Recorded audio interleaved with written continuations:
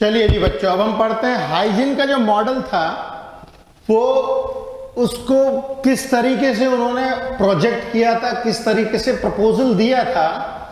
उसके लिए हाइजीन की जो सोच थी या उसके जो बेसिक फंडामेंटल्स थे वो क्या क्या थे, वो सारी चीजें हम लोग समझेंगे। उन्होंने ये बोला था, light is a form of energy which travels through a medium in the form of transverse wave motion. Transverse wave कुछ इस तरीके से चलती है, लॉन्जिट्यूडनल वेव कुछ इस तरीके से चलती है। उन्होंने बोला था ट्रांसवर्स वेव मोशन के समान वेव प्रोपगेट करती है and the speed of light in a medium depends upon the nature of medium. Light की स्पीड किसी मीडियम में कितनी होगी वो डिपेंड करता है मीडियम के नेचर के ऊपर। ओके, इसके लिए उन्होंने एक हाइपोथेटिकल मीडियम एज्यूम किया था। Huygens suppose the existence of a hypothetical medium called luminiferous ether, जिसको हम लोग सिंपली एथर भी बोल सकते हैं।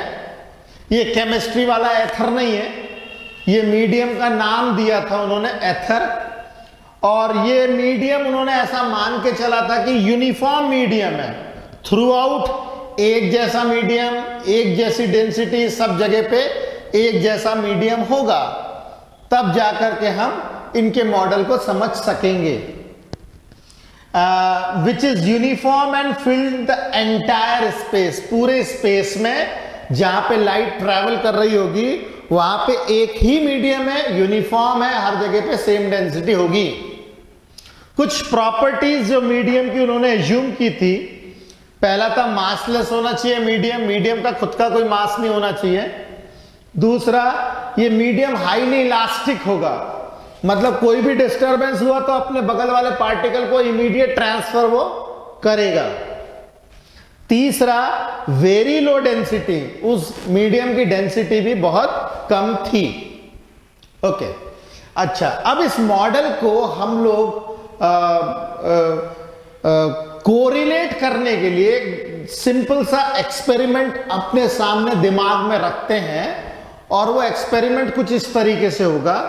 मान लीजिए कहीं पे स्टिल वाटर है, और स्टिल वाटर में अगर आप कोई छोटा सा पार्टिकल ड्रॉप करते हो, स्टिल वाटर में जैसे आपने कोई छोटा सा पिबल वगैरह किसी चीज को जैसे गिराया तो उसके अंदर में लहरें जनरेट होती है, और वो लहरें चारों तरफ फैलती है मीडियम के अंदर। जैसे मान लीजिए ये स्टिल वाटर है, और स्टिल वाटर के अंदर आपने एक कोई डिस्टरबेंस क्रिएट किया, तो जैसे हमने यहां पे कोई डिस्टरबेंस क्रिएट करा तो ये डिस्टरबेंस जो है, ये यहां पे जो डिस्टरबेंस क्रिएट होगा, ये डिस्टरबेंस अपने बगल वाले पार्टिकल को देगा, और फिर वो उसके बगल वाले पार्टिकल को देगा, और इस तरीके से डिस्टरबेंस जो है वो ट्रैवल करता है दोनों तरफ, मतलब इनफैक्ट हर तरफ।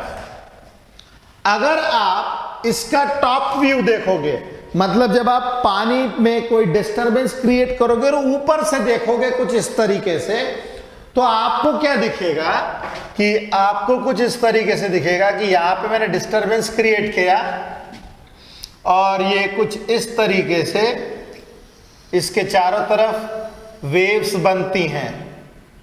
ये चारों तरफ इसके वेव्स बनती हैं कुछ इस तरीके से।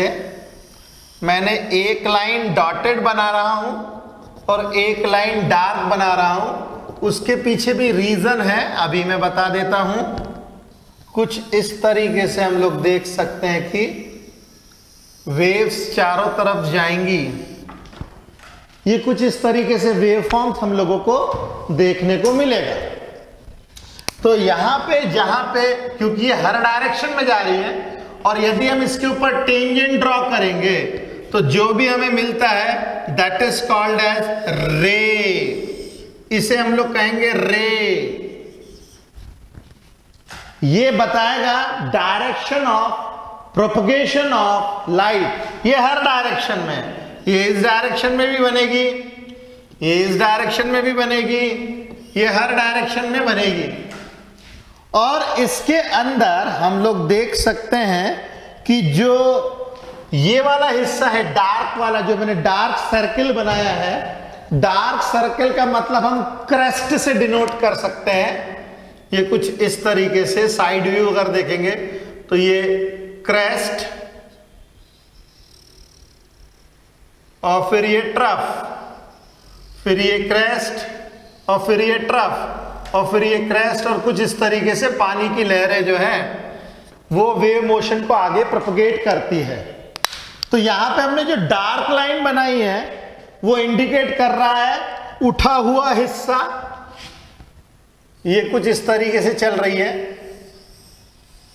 ये उठा हुआ हिस्सा डार्क लाइन से हम लोग इंडिकेट कर रहे हैं, डार्क लाइन से इंडिकेट कर रहे हैं उठा हुआ हिस्सा, और डॉटेड लाइन से हम लोग जो ट्रफ बोलते हैं, जिसे हम लोग ट्रांसवर्स वेव में, उसको हम लोग डिनोट कर रहे हैं कुछ इस तरीके से।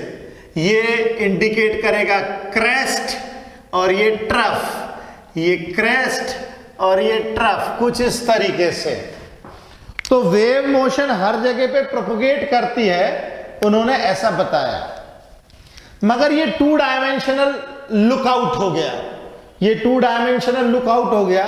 तो अब इसी का 3 डायमेंशनल जब हम लोग लुकआउट देखेंगे तो उसमें कुछ एक टर्म्स आते हैं, जैसे वेव फ्रंट, क्योंकि लाइट का अगर सोर्स यहां पे है तो से केवल लाइट इसी डायरेक्शन में थोड़ी फैलेगी, लाइट तो हर डायरेक्शन में फैलने वाली है, हर डायरेक्शन में, ऊपर नीचे, अगल में बगल में, आगे पीछे, हर जगह पे।